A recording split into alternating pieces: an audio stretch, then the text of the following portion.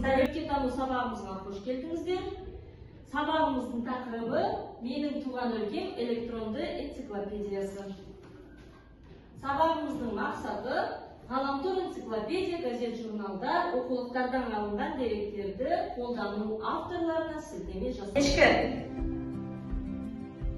Окей. Қоян. Ешкі. Ал балалар енді топқа бірігіп алайық. Топқа бірігу бізде тостағандар әдісі арқылы өтеді. Тезірек шығып, аяқтан тез бәріміз. Бірінші топқа отырасың. Келесі бізде суға шығамыз.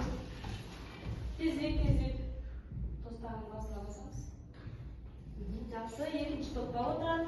Мен сендерге бағалаудың түрін көрсетіп шығайын. Біз бағалауды осы тақта арқылы бағалайтын боламыз. Сендердің ат жөндеріңді жаздырған. Ал энциклопедия туралы біліп алдық. Енді балалар энциклопедияның мынандай түрлері бар екен сендерге көрсетіп жүрейін. Мынандай энциклопедиялар бар. Қазақстанның өңірлері туралы, өсімдіктер әлемінің асыл қазынасы деген сияқты. Біліп алдық. Алдарында оқулықтар жатыр. Осы оқулықтар бойынша біз қазір сұрақтарға жауап береміз. Алтын сақа деген сұрақтарға жауап береміз. Бірінші тапсырма дескрипторын қарап аламыз. Оқулықтардан, ғаламтордан дұрыс жауабын тауып айта алады. 1 балл беріледі. Ал кім шығады? Энциклопедия деген не? Ғылыми бағытты қамтитын анықтамалық еңбек. Энциклопедия анықтамалық еңбек дейді. Ал қараймыз жауабын.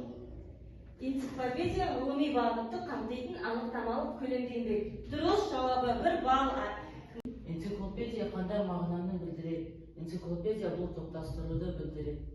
Жақсы, ал дұрыс жауабын қарайық. Энциклопедия топтастыру деген мағынаны білдіреді екен. Дұрыс. Ал енді балалар жеке жұмысты бастайық. Қазір әркім өзіне балл жинайды, иә балалар? Екінші тапсырма дескрипторымызға қараймыз. Энциклопедия туралы мәліметтерді оқиды, оған 1 балл беріледі. Жұптар мен мәліметтерді бөлісе алады, оған тағы 1 балл беріледі. Келесі сұрақ тезірек. Мақаланың аты, иллюстрациясы, портреті, картасы, биографиясы көрсетілетін қандай сөз тізбе? Кім шығам дейді? Ал Диас тез жүгіріп шығамызда басамыз. Қайсы? Дұрыс. Ал балалар назарды қаттара аударайық. Енді бізде топтық жұмыс басталды. Топпен жұмыс істейміз. ChatGPT-ден көмек қолын сұрайық. Топтан 1 оқушы ғана шығады. Ал шығыңдар, сендерге өтші. QR-ды аласам. Топ спикерлері шығып, өздерінің жұмыстарыңызды қорғайсыздар.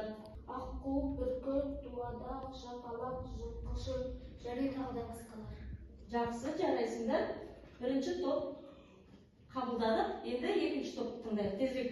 Тақырыптық сөз тізбе. Тезірек. Жабайы сүтқоректілер, орман таулы аңдар, дала шалғын аңдары, жыртқыштар, башқалар және тағы басқа. Қол келмеген сұрақ, біз 2 топта жұмысын орындады. 2 топқа да 1 балл береді. Тақтаға назар аударамыз.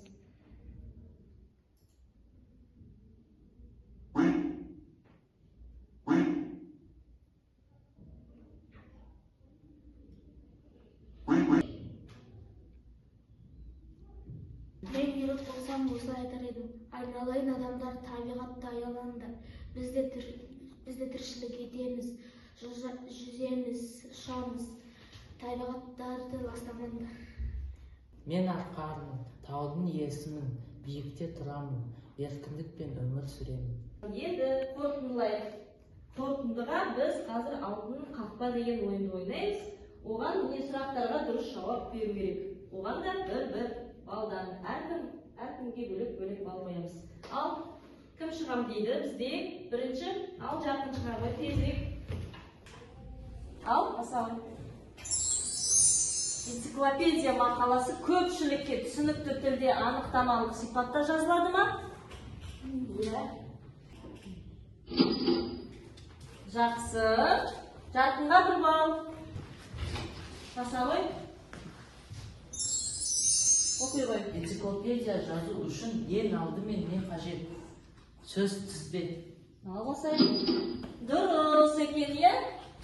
Балалар өзіміздің рефлексиямызды жасайық. Бізді тақтаға шығып, светофор әдісі арқылы бағалайық, иә?